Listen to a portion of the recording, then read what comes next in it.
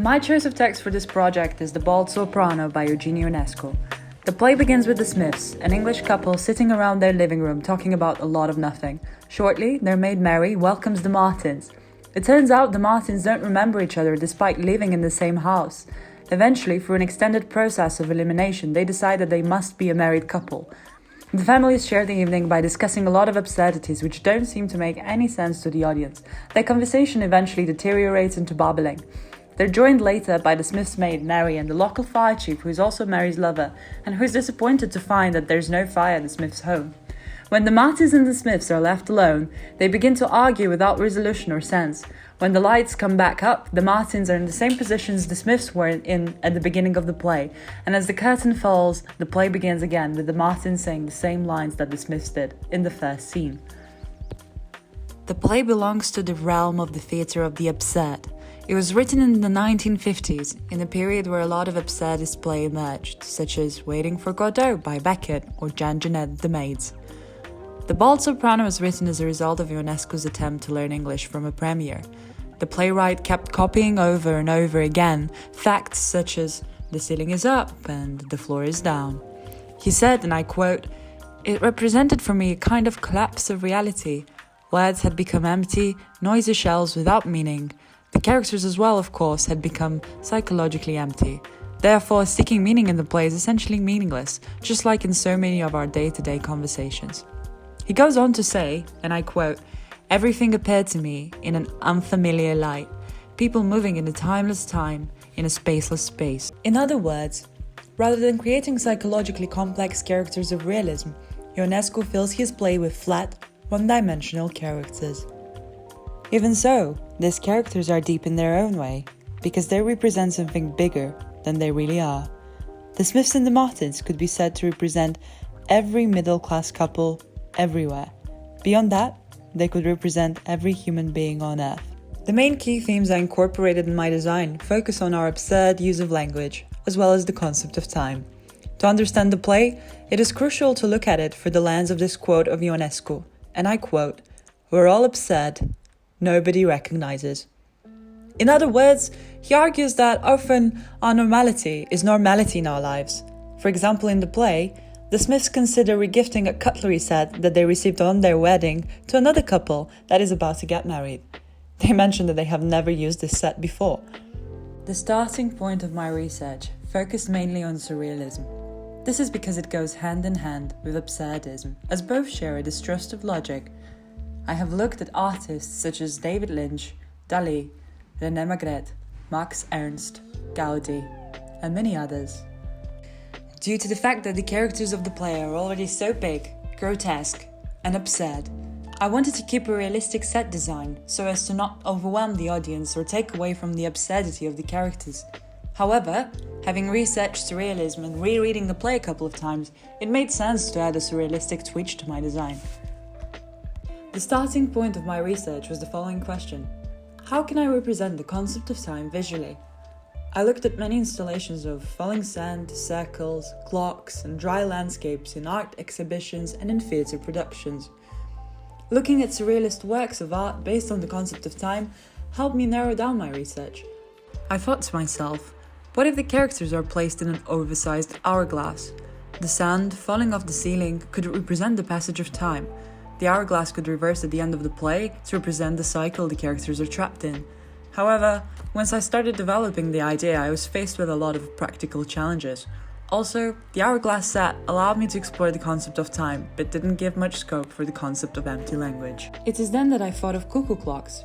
I studied their mechanism and history, while researching as many images of them I could find, and then finally decided that my set was going to be an oversized cuckoo clock. The text spoken by the characters is meaningless and cyclical. Similarly, the European cuckoo repeats its call incessantly through the day.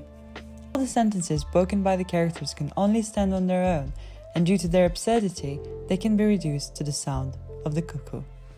It allowed me to explore both of the concepts as opposed to the hourglass. I started looking at shapes. The circle looked particularly appealing to me as it holds the meaning of something cyclical, repetitive, just like the message of the play. I was particularly interested in trees and the rings inside their trunks. and settled that the round stage of the Rose Theatre was going to be a tree trunk with rings on them. Here are some of my sketches.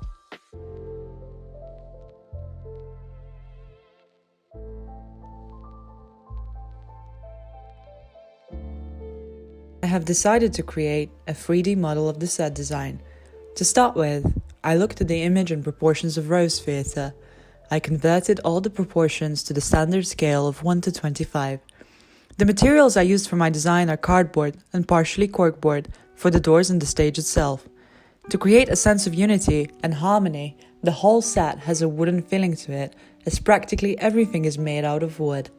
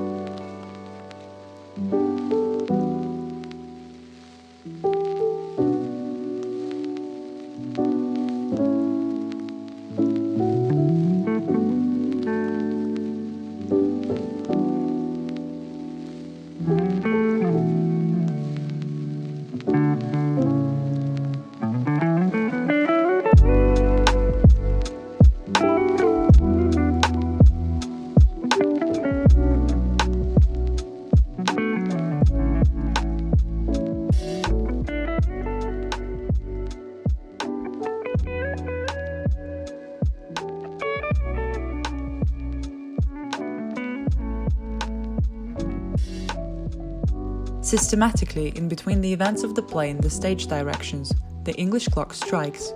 Every time we hear a different amount of strokes. In many ways, it could be argued the clock becomes just as much of a character as any of the human beings on stage. This inconsistent behavior from the clock symbolizes the absurdity of time itself in the play. In my interpretation, it's Ionesco's way of pointing to the fact that time is a social construction. We collectively create the meaning of time. It has no predetermined meaning until we give it meaning.